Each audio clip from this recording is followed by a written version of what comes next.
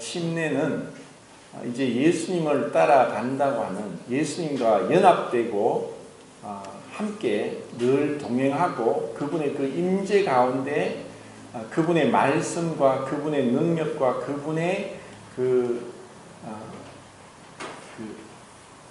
완전하신 분의 신적인 성품 가운데 우리가 거하며 따라가는 것이 침례의 의미입니다. 제가 목회를 하면서 참 많은 사람들이 예수를 믿는다고 구원을 받았다고 시인을 하고 침례를 받았지만 지금 돌아보면은 너무나 많은 사람이 떠나갔습니다.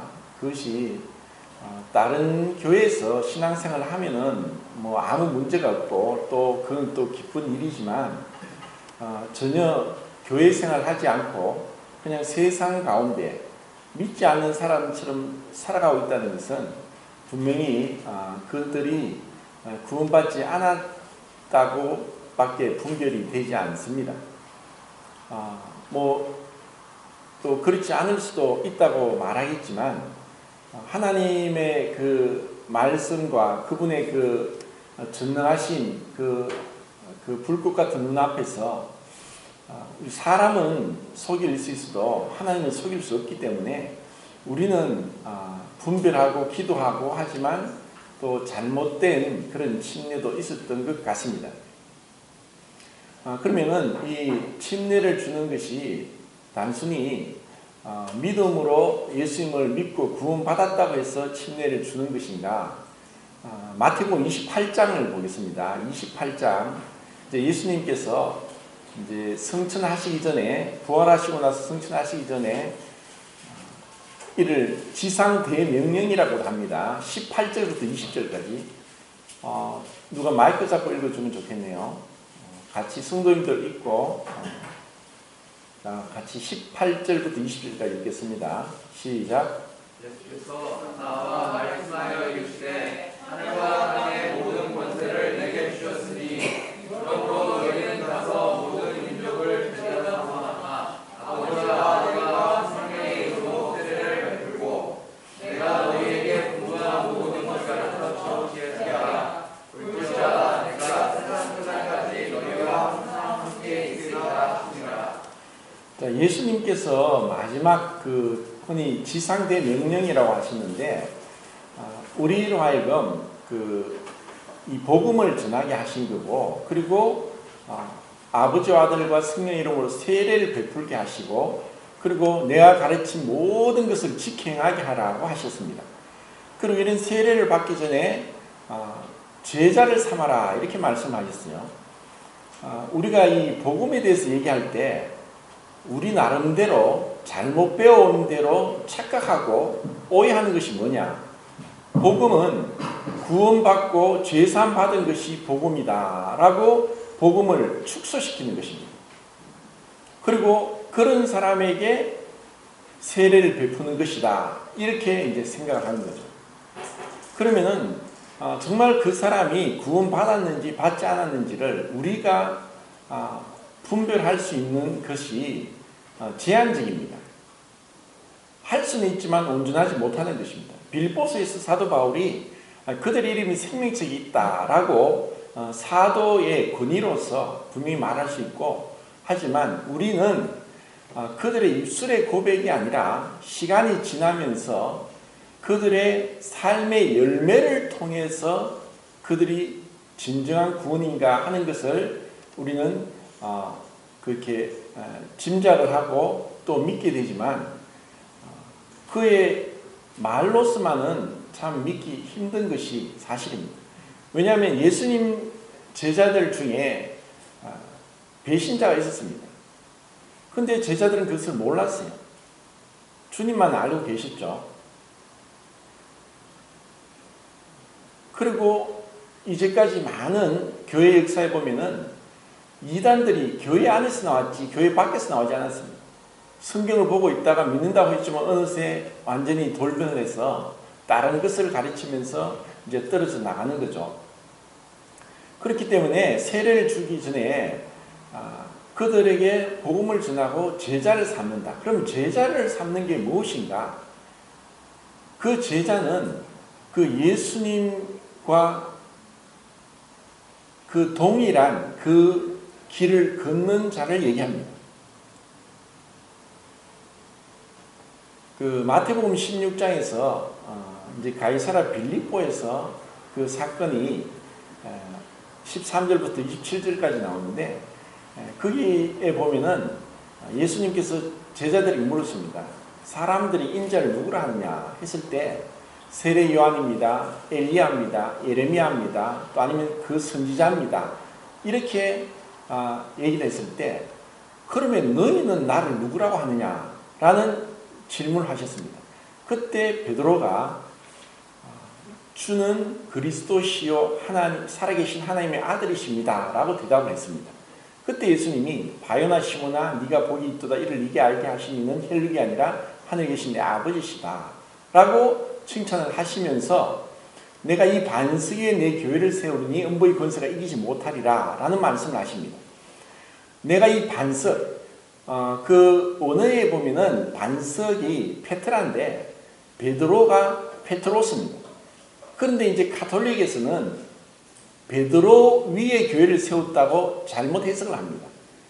페트로스는 남성명사지만 반석 페트라는 중성명사입니다. 예수님께서 내가 이 반석 위에 교회를 세우리라고 하신 것은 베드로 위에, 베드로가 초대 교황이 되는 것이 아니라 베드로의 신앙 고백 위에 그 교회가 세워진다는 것입니다. 그리고 이 교회는 믿는 자에게 있어서, 교회는 교부들이 그렇게 얘기했습니다. 터툴리안과 어스틴이 그렇게 이야기했는데, 교회는 믿는 자들의 어머니다. 교회를 어머니로 모시지 않는 사람은 하나님을 아버지라고 부를 수 없다라는 얘기를 했습니다. 그것은 우리가 은혜로 구원을 받았다는 것은, 이전에는 우리 마음대로, 내 소견에 오르는 대로, 내 마음과 육체에 원하는 대로 행하며 살았습니다. 그런데 우리를 주님 그 몸된 교회의 한 지체가 되게 하시고 그 가운데로 불러주신 것입니다. 이제는 내 마음대로 하는 것이 아니라 이 공동체 속에서 한 지체로서 함께 동거동락하는 것이 교회고, 이것이 참된 구원받은 자의 모습입니다. 물론 이제 구원받았지만 그들이 교회 생활하지 않고 혼자서 지내는 사람도 많습니다. 그런데 그들은 어떻게 보면은 정말 중요한 것을 놓쳐버리고 있습니다. 예수님이 이제 마태복음 16장에서 그렇게 말씀하시고, 곧 이제 처음으로, 그러니까 공생의 기간 동안에 3번을 예수님의 순환에 대해서, 죽음에 대해서, 부활에 대해서 3번을 말씀하시는데, 이때가 첫 번째입니다. 그리고 동일한 이 사건이 이제 누가복음 9장 18절에서는 예수님께 기도하실 때에 이 말씀을 하셨다고 합니다. 그러니까 동일한 사건이지만 누가복음에서는 예수님의 기도하신 그 말씀이 항상 이제 따라오고 있는 것을 봅니다. 근데 그때 예수님께서 인자가 대제사장들과 바리새인과 서기관들에게 고난을 받고 죽임을 당하고 사흘 만에 부활하리라, 이렇게 말씀하셨습니다. 이 말씀을 듣자마자 그 바로 전에 베드로가 칭찬을 받았지만, 베드로가 주님 안 됩니다, 그러시면 안 됩니다, 이렇게 만류를 했습니다. 그때 예수님이 어떻게 반응하셨느냐? 한마디로 조금의 주저함도 없이 사단아 물러가라. 네가 하나님의 일을 생각지 않고 사람의 일을 생각한다. 사단아 물러가라. 이렇게 말씀하십니다. 그럼 이 말씀은 베드로가 사단이라는 것이 아니라 사단이 베드로를 통해서 역사했고, 그리고 그것은 바로 하나님께서 뜻하신 것이 아니라 사단이 원하는 뜻인 것을 우리는 알 수 있습니다. 그런데 베드로가 그렇게 신앙 고백을 했음에도 불구하고 사단이 그를 조종하고 역사하고 미혹하고 한다는 것을 볼 때 우리에게도 동일하게 그러한 사단의 역사가 있다는 것입니다. 그래서 베드로도 마귀가 택한 자마저도 삼키려고 우는 사자같이 덤벼든다고 했습니다. 그리고 우리는 이 세 원수에 대해서 제가 말씀을 드렸죠. 사단과 세상과 육신입니다. 사단에 대해서는 어떻게 싸웁니까? 대적을 합니다. 무엇으로? 예수 그리스도 이름으로. 그러면은 우리는 사단과 비교가 안 될 정도로 유약한 자입니다. 우리는 그를 볼 수 없지만 사단은 우리를 봅니다. 우리는 미래의 일을 모르지만 사단은 어느 정도 압니다.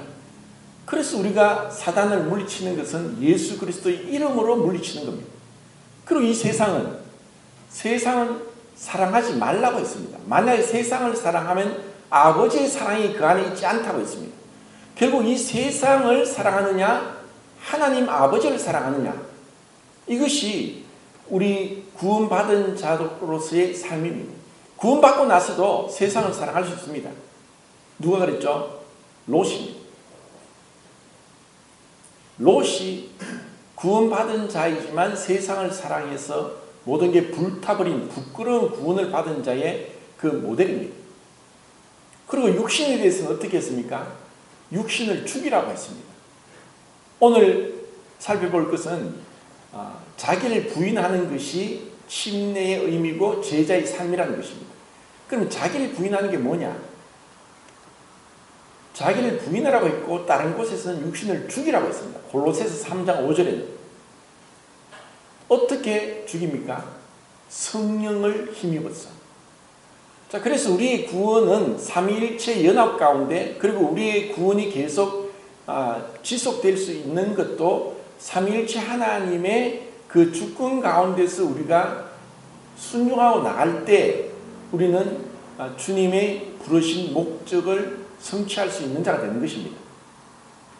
자, 자기를 부인하는 것에 대해서 자기를 부인하지 않고, 왜냐하면 마태복음 16장에서 이 사단아 물러가라, 너는 하나님의 일을 생각지 않고 사람의 일을 생각한다라고 말씀하시면서 그 다음에 하신 말씀이 24절입니다.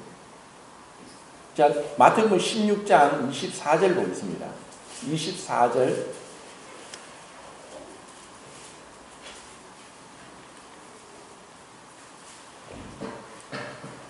자, 읽겠습니다. 시작.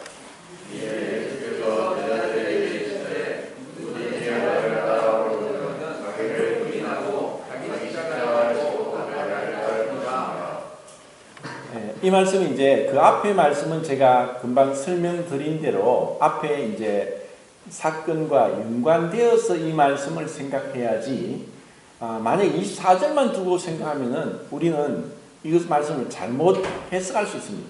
그래서 이 말씀은 그 앞뒤 문맥과 또 역사적이고 그리고 문화적이고 영적인 그 상황을 모두 다 고려해서 진짜 이것이 하나님의 뜻인가, 하나님의 말씀이 어떻게 우리가 해석을 해야 되냐 하면서 정말 조심해서 분별을 해야 됩니다.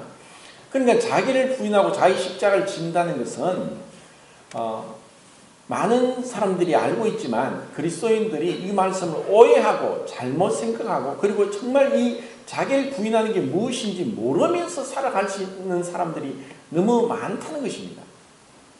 베드로가 그랬듯이, 그럼 베드로는 자기를 부인하지 않았다는 것은 결국 나중에 주님을 부인한 것입니다.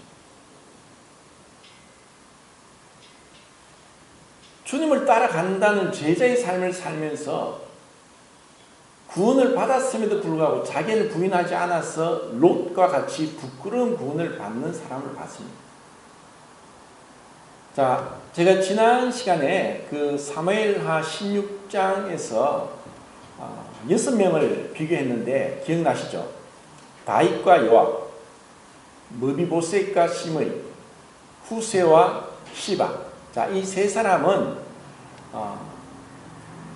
그 세 가지 관계를 나타낸다고 했습니다. 자, 그 성도님들 그 지난 시간에 또 했는 걸 또 하는데, 그 복 중에서 제일 그리스도인에게 중요한 복이 무슨 복이지 압니까? 반복입니다. 듣고 자꾸 잊어버리니까. 자, 다윗은 어떤 관계를 무엇을 보여준다고 했습니까? 하나님과의 관계를 보여준다고 했습니다. 다윗은 하나님과의 관계, 하나님 앞에서 내가 하나님을 어떻게 바라볼 것인가 하는 것을 다윗을 보여주고, 무비보셋은 무엇을 보여준다고 했습니까? 자기 자신을 어떻게 바라봐야 되냐 하는 것을 무비보셋을 통해 볼 수 있습니다. 그럼 후세는 무엇을 보여줍니까?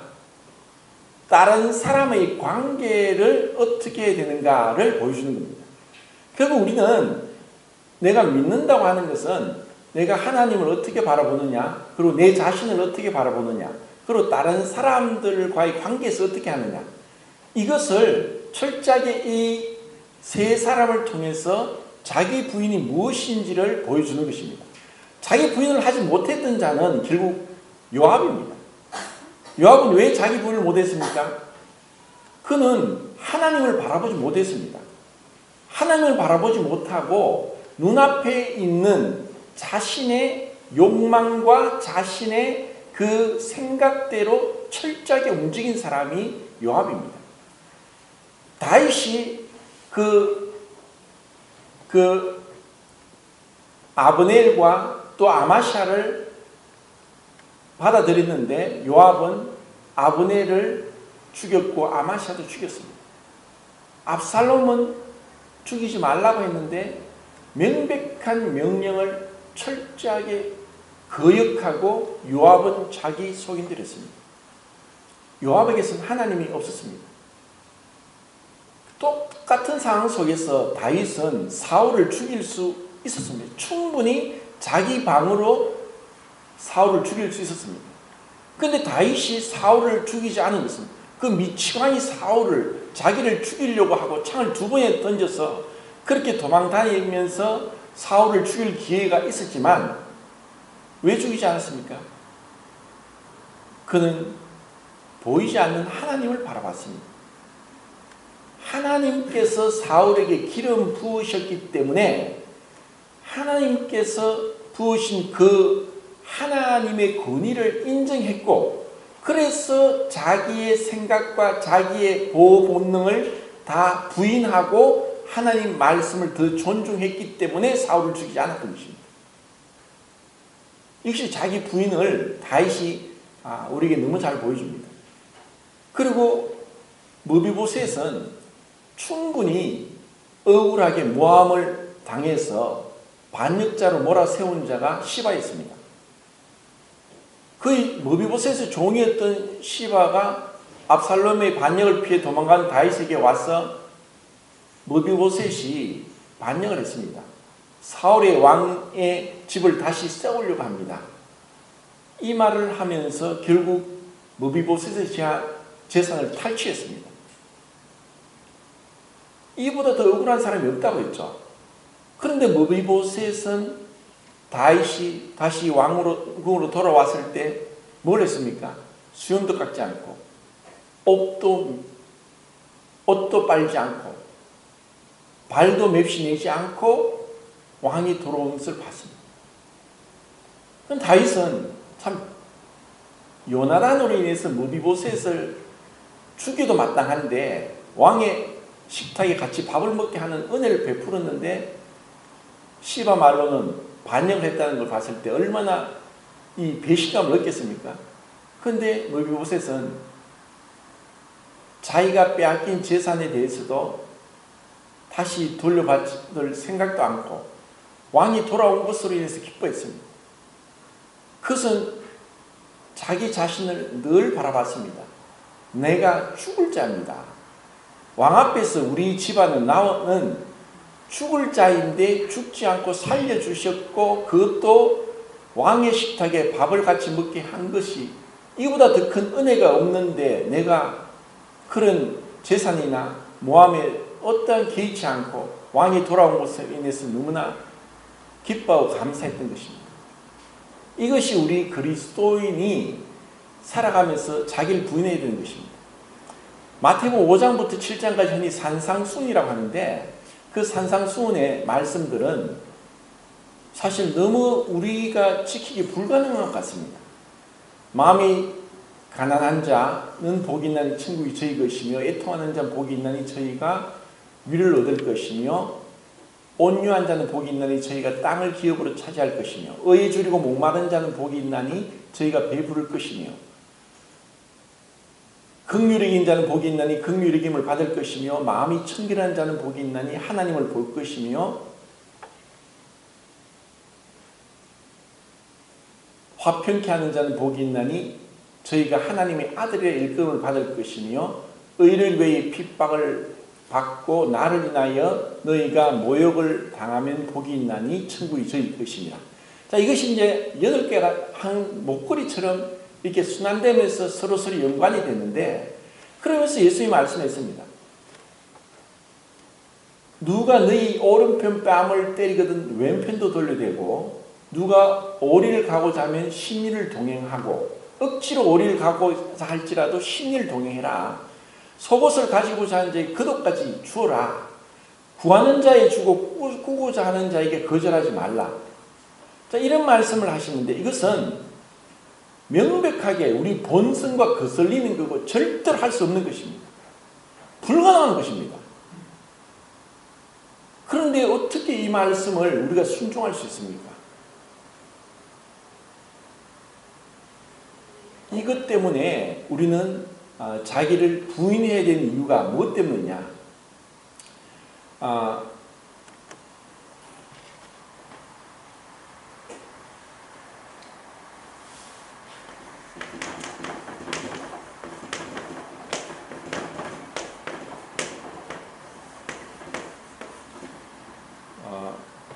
성경에서 이제 율법을 얘기할 때 율법에 저주가 있고 율법에 예고가 있습니다. 자, 이것을 잘 구분해야 되는데, 율법의 저주로 인해서는 반드시 그 저주는 하나님의 공의로우심으로 인해서 저주가 내려져야지, 만약에 율법의 저주, 죄들로 인해서 우리가 지은 죄들로 인해서 율법의 저주가 내려지지 않으면 하나님의 공의가 만족이 되지 않습니다. 그래서 이 율법의 저주는 우리의 죄를 위해서 십자가에서 피 흘려 죽으신 그 피로서 우리의 율법의 저주로부터 우리는 온전히 해방받습니다. 근데 율법의 요구는 무엇이냐? 율법의 요구는 하나님의 거룩하심입니다.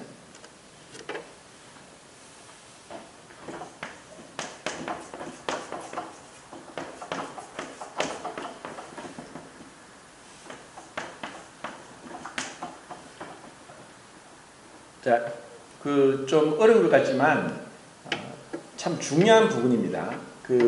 율법의 저주는 하나님의 공의가 만족되기 위해서는 반드시 저주가 내려져야 되는데, 예수님께서 십자가에서 피를 흘림으로 우리를 율법의 저주에서 해방하시고 공의가 만족되면서 우리의 죄사함을 주셨습니다. 그런데 율법의 요구는 그렇다고 율법을 이제 무시해야 되는 것이 아니라, 율법의 요구는 무엇입니까? 사랑입니다. 그것은 왜 그래야 되느냐? 하나님의 거룩하심으로 인해서 율법의 요구가 만족되어야 되는데 우리 힘으로는 불가능합니다. 마태복음 28장에서 내가 너희에게 가르친 모든 것을 지켜 행하게 해라. 어떤 것은 행하고 어떤 것은 행하지 않아도 되는 것이 아니라 모든 말씀을 지켜 행하게 해라. 그리고 마태복음 5장에서 이와 같은 오른편 뺨을 맞으면 왼편을 돌려대고, 억지로 오리를 가고자 하는 십리를 동행하고, 또 속옷을 가지고 온 자에게 겉옷도 주고, 너희를 모욕하는 자를 위해 기도하고 너희를 박해한 자를 위해 기도하라. 너희를 저주한 자를 축복하고 원수를 사랑해라. 너희를 미워하는 자를 선대하라. 이것은 불가능한 것입니다. 그런데 이것이 바로 율법의 요구고 하나님의 거룩하심이고 예수 그리스도를 따라가는 제자의 삶입니다. 이것이 우리 스스로는 불가능하기 때문에 우리의 육신으로서는 절대로 할 수 없는 것입니다. 그래서 이것을 어떻게 하시느냐? 예수님이 십자가에 못 박으실 때 우리도 함께 못 박혀 죽게 했던 것입니다. 우리가 알거니와 우리 옛사람이 예수와 함께 십자가에 못 박힌 것은 죄의 몸의 멸하여 다시는 우리가 죄에게 종노하지 아니하게 하려 함이니 라고 말씀했습니다. 그리고 우리가 육신이 연약하게 할 수 없는 것을 하나님이 그 아들의 영, 성령을 우리에게 보내셔서 육신을 쫓지 않고 그 영을 따라 행하는 자에게 율법의 요구가 이루어지게 하려 함이라 하고 로마서 8장 3절 4절에 또 6장 6절에 그렇게 말씀하고 있습니다. 결국 우리가 제자의 삶을 사는 것은 내 스스로는 할 수 없다. 불가능하다. 내 안에 있는 육신, 이것은 개선하거나 노력하거나 또 금욕적으로 막 금식을 하거나 이래서 되는 게 아닙니다. 철저하게 내 자신을 부인해야 된다는 것입니다. 이것을 우리는 다윗과 무비보셋과 후세를 통해서 봤습니다.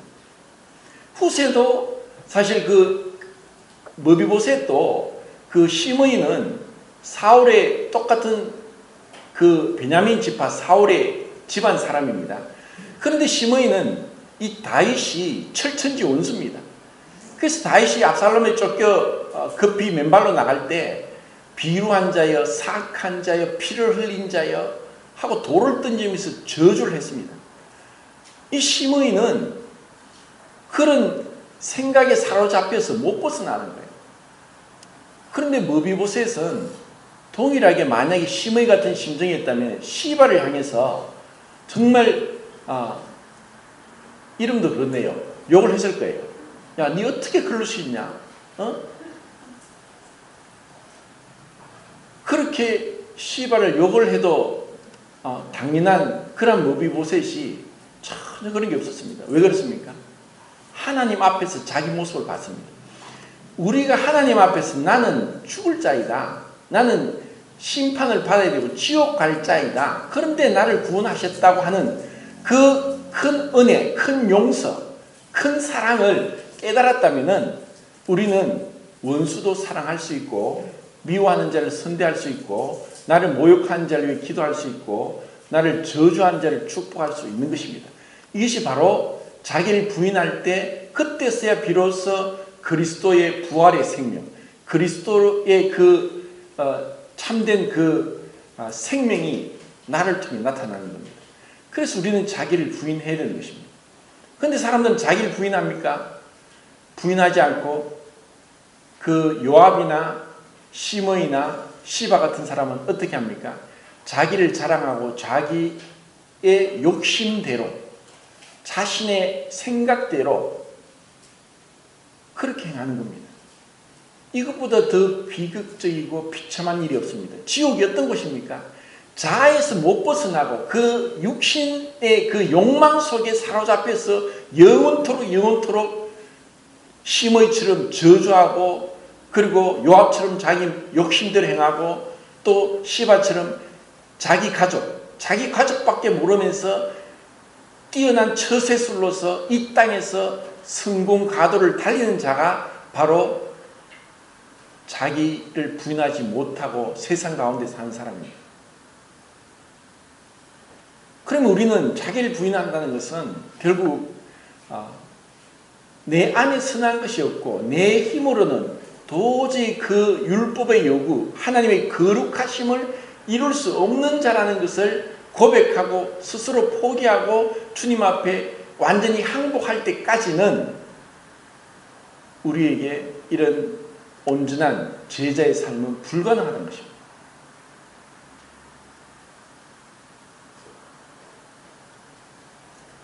이를 인해서 우선은 몇 사람을 보겠는데 계속 제가 이렇게 말씀하면 너무 어려울 것 같고 힘들 것 같으니까 요한복음 3장 29절 30절 보겠습니다.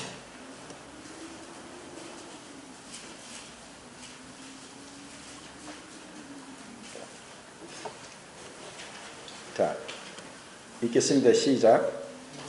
이걸 취한 자는 신랑이 나와서 신랑의 부르는 듣는 친구가 크게 기뻐하나니 나는 이와 기쁘로 충만하였다. 너는 하여야 하겠고 나는 취하여야 하겠다. 세례 요한이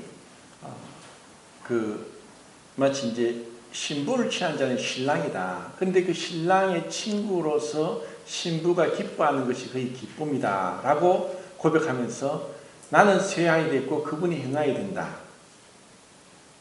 이거보다 더 분명한 제자의 삶, 자기 부인의 삶이 없다는 것입니다. 이것이 우리가 따라가야 될 본이고 이것이 마태복음 16장 24절의 말씀의 의미입니다. 이것이 다윗과 머비보셋과 후세가 그렇게 살았던 겁니다. 후세도 시바처럼 똑같이 자기 가족이 있었을 겁니다. 그런데 시바는 자기 가족, 아들 15명과 종 20명을 위해서 어떻게 하든 그 많은 가족을 거느리기 위해서 재산이 필요했고 그래서 머비보셋에게 모함을 해서 그 재산을 다 빼앗았습니다. 다윗이 급하게 압살롬의 반역을 피해 도망가는 경황이 없는 가운데 선물을 가지고 마음을 위로하면서 그 머비보셋의 재산을 싹 빼앗아버렸습니다. 대단히 뛰어난 처세술을 가지고 있는 세상적으로 말했을 때 굉장히 지혜로운 사람입니다. 그런데 후세는 그 다윗의 말대로 여기 남아서 나를 위해 모사가 되라. 아비 도벨의 모략을 피해라.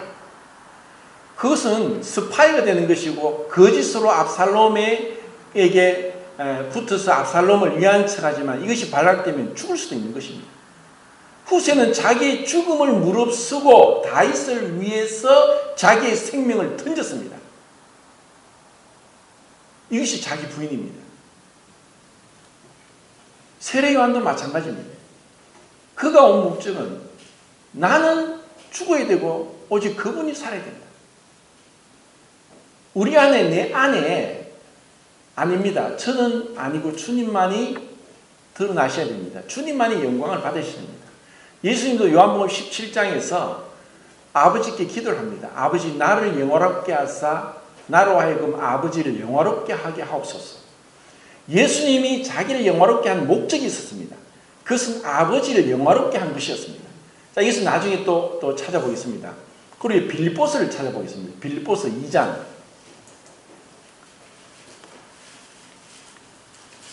25절부터 30절까지입니다. 시작.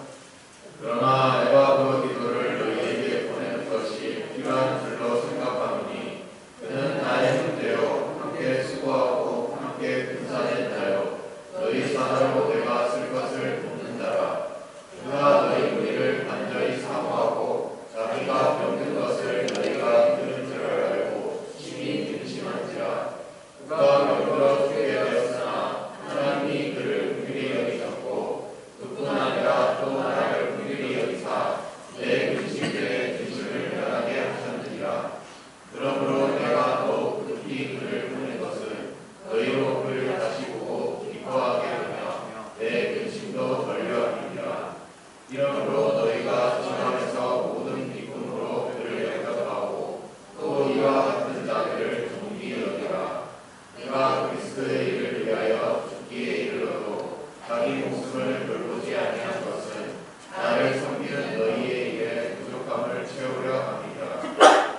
자, 이제 예수님을 따라가는 제자의 삶을 이제 에바브로디도를 통해서 분명히 볼 수 있는데 에바브로디도가 무슨 병인지 모르지만 죽을 병에 걸렸습니다. 그런데 에바브로디도는 빌립보 성도들의 그 헌금한 것을 가지고 감옥에 있는 바울에게까지 그 빌립보에서 로마까지 왔고 그에게 그런 헌물을 전달하고 했습니다. 그런데 그 여행 중인지 아니면 원래 지병이 있었는지 모르지만 죽을 병에 걸렸습니다.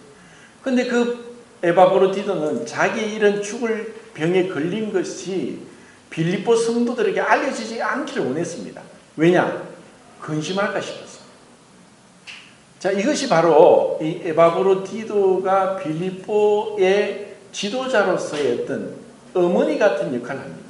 흔히 그렇습니다. 자식은 맨날 아프다 해도 어머니는 한 번도 아프지 않은 것 같아요. 괜히 주지 않으려고. 우리가 사랑한다는 것은 결국 자기 부인은 왜 자기 부인을 하느냐? 그게 사랑할 때 일어나는 겁니다. 후세는 다윗을 사랑했기 때문에 그 압살롬에게 거짓으로 항복한 것처럼, 그 압살롬의 편인 것처럼 그렇게 모사의 역할을 했고, 무비보셋은 정말 다윗을 사랑했기 때문에, 왜? 그가 은혜를 받았으니까. 그래서 시바가 자기 재산을 탈취하고 모함한 것도 잊어버릴 수 있었습니다. 다윗은 정말 하나님을 사랑했기 때문에 사울이 자기를 죽이려고 해도 사울을 죽이지 않았습니다. 에바브로티도는 정말 빌립보 성도를 사랑했기 때문에 자기 아픈 것을 듣고 그들이 근심하게 될까봐 두려워했습니다. 자기 부인이 없이는 우리는 절대로 다른 사람을 사랑할 수 없습니다. 부정적인 것은 부인이지만 긍정적인 뜻으로는 사랑입니다. 사랑할 때 반드시 자기 부인이 일어납니다. 자, 그것을 또 하나 보겠습니다. 로마서 16장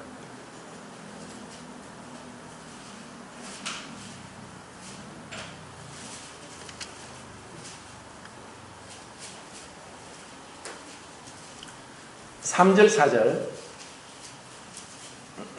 시작. 너희는 그리스도의 안에서 나의 동역자들이 그리스도와 나에게 태어나라. 그들은 내 복을 위하여 자기들의 복까지도 내놓았으니 나뿐 아니라 이방인의 모든 교회로 그들에게 감사하노라. 브리스길라와 아굴라는 부부인데 바울과 같이 천막 만드는 일을 했습니다. 근데 이들이 흥미로운 것은 이제 항상 아내 이름이 먼저 나온다는 겁니다. 그래서 아무래도 이제 브리스길라가 믿음에서 더 이제 남편을 인도했지만 그렇다고 해서 남편을 주도하지 않았을 겁니다. 다른 데는 또 아굴라 이름이 먼저 나오기도 하기 때문에 이런 그 부부는 다윗을 위해서 목이라도 내어놨다. 아니 왜 그렇게 했습니까? 다윗은 그냥 그 어디서 만났어요? 고린도에서인가 이렇게 만나고 같이 이제 복음을 전하는 일에 함께 하게 되는데 이들이 그렇게 한 것은 바로 예수님을 따라가는 제자고 자기 부인의 삶을 살기 때문에 바울에게 이와 같이 할 수 있습니다. 바울도 고린도전서 8장에서 내가 어떤 음식도 먹을 수 있고 또 우상의 제물에게 제사한 것도 나는 상관없이 먹을 수 있다. 그런데 믿음이 연약한 자가 그것은 죄라고 생각하고 양심적으로 그것을 받아들이지 못한다면 나는 평생 고기를 먹지 않겠다. 나는 어떤 음식도 먹을 수 있는 믿음이 있고 자유가 있지만 나의 자유로 인해서 다른 사람이 연약한 사람이 상처 있고 그리고 그것으로 인해서 그 힘들어하는 것을 원치 않는다. 이게 사랑입니다. 이게 자기 부인입니다. 나는 내가 할 수 있는 자유를 스스로 부인하고 다른 성도들을 고린도 성도들을 더 생각했던 것입니다. 이것은 궁극적으로 어디에서 나타납니까? 예수님의 삶을 통해 나타납니다. 자, 시간이 많이 지났는데 요한복음 다시 돌아와서 예수님의 삶을 통해서 몇 구절을 보고 마치도록 하겠습니다.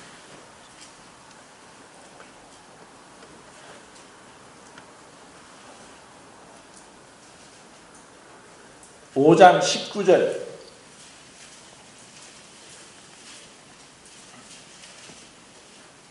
시작.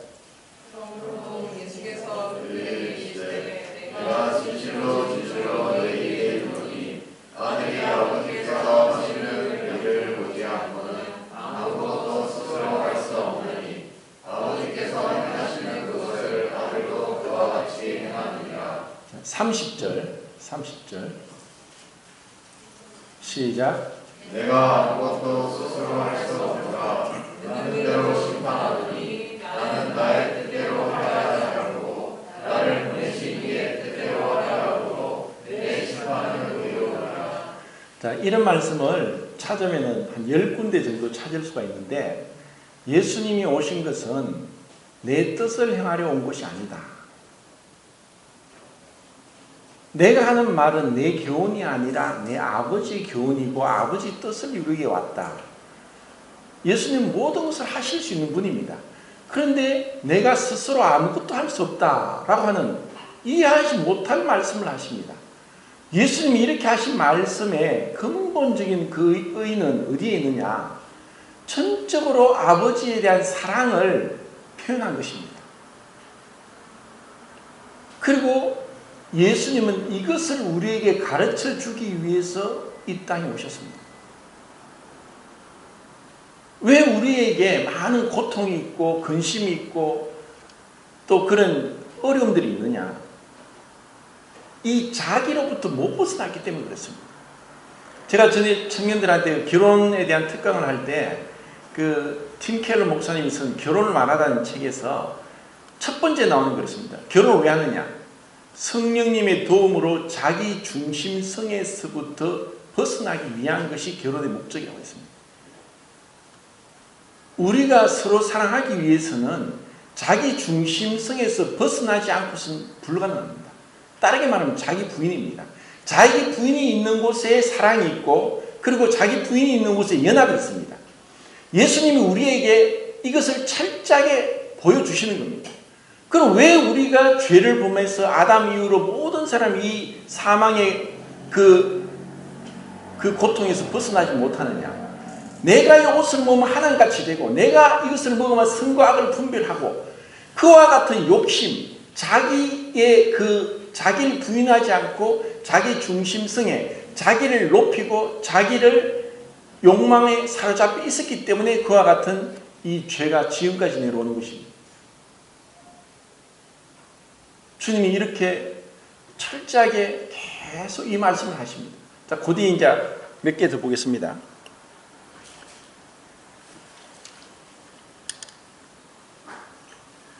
6장 38절입니다.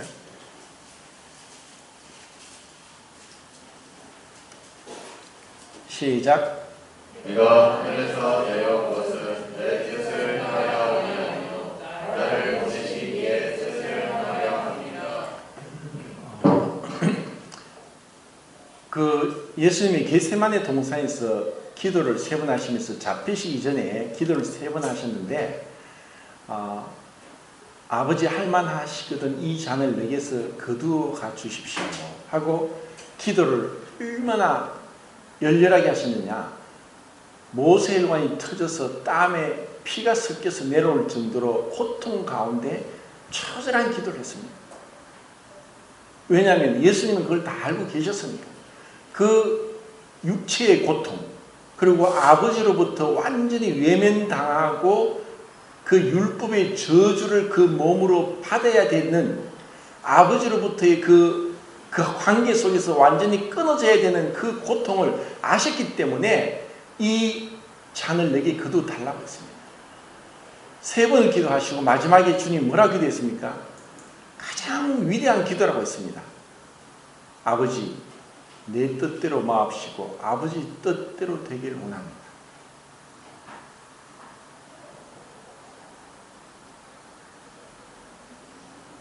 이것이 주님의 그 자기 부인이었고 그리고 그것은 처음부터 하나님과 동등됨을 취할 것으로 여기지 아니하시고 자기를 비워 종의 형체를 가져 사람의 모양으로 이 땅에까지 내려오신 그 가장 기본은 바로 자기 부인이었습니다. 그것만이 우리를 구원할 수 있고 그것만이 우리를 이 자기 중심성의 죄악 가운데서 도저히 벗어나지 못하는 자가 그 주님으로 인해서 주님처럼 제자의 삶을 살아갈 수 있는 자기 부인의 삶이 된다는 것입니다. 고대 7장 한 번만 더 보고 마치기. 7장 16절 시작. 예수께서 대답하여 이르시되 내 교훈은 내 것이 아니요 나를 보내신 이의 것이니라. 28절 시작. 예수께서 성전에서 가르치시며 외쳐 이르시되 너희가 나를 알고 내가 어디서 온것과 알거니와 내가 스스로 오지 아니하였다. 나를 보내신 이는 참되시니 너희는 그를 알지 못하나. 자, 예수님이 행하시고 말씀하시고 또 오신 것, 이 모든 것은 철저한 자기 부인, 다르게 말하면 순종이었습니다. 아버지께 순종하는 것. 그것이 바로 아버지를 높이고 영어롭게 하는 것이고 아버지를 사랑하는 표현이었습니다. 우리에게도 이 자기 부인과 순종이 없이는 연합이 없습니다. 가정에서든 교회에서든 마찬가지입니다. 우리가 그 진정한 연합 가운데 문제가 없이 다툼이 없이 함께 가기 위해서는 자기 부인과 순종을 통해서 정말 하나님의 뜻대로 행하기를 원한다는 마음으로 하나님 앞에서 우리 자신을 늘 바라보면서 하나님의 권위 가운데, 말씀의 권위 가운데 내가 순종하는 것이고, 내 자신이 정말 나는 마땅히 죽을 자이고 지옥 갈 자이고 영원히 버림받아야 될 자인데 이런 자를 구원하신 것에 대해서 늘 잊지 않고 그것에 대해서 감사하는 마음을 가지는 것이고, 그리고 후세처럼 다른 사람들이 다윗을 위해서 자기의 모든 것을 목이라도 내어놓는 브리스가와 아굴라처럼, 그리고 세례 요한처럼 그러한 삶이 바로 제자의 삶이고, 이것을 주님이 우리에게 원하시는 겁니다. 참 쉽지 않고 어려운 것이지만 도중에 실패하고 또 우리 욕심대로 행하고 넘어지고 할지라도 주님이 우리를 사랑하시고 우리를 붙들고 계신다면 우리는 엎치락뒤치락 하는 가운데 점점점 더 내 자기를 부인하고 내 중심성에서 벗어나서 참된 그 주님의 그 발자취를 따라갈 수 있을 것이라고 생각합니다. 그래서 이제 오늘 또 아침 메시지에 고린도후서 5장 14, 15절에 한 사람이 모든 사람을 위해 죽었은즉 모든 사람이 죽은 것이다. 그래서 이제는 우리가 사는 것은 우리 자신을 위해 사는 것이 아니라 우리를 위해 죽었다가 다시 사신 분을 위해 사는 것이다. 내 삶의 목적이 무엇이냐? 내 뜻을 이루고 내 어떤 욕망을 이루기 위한 것이 절대로 아니라는 것입니다. 그러면 나는 지금 자기 부인을 어디에서 해야 되느냐? 어떤 부분에서 누구에게 해야 되는가 하는 것을 참 주님께서 지혜를 주셔서 우리가 이런 주님을 따라가는 아름다운 제자의 삶으로서 주님 앞에 영광 드리는 삶이 되길 바랍니다. 이상.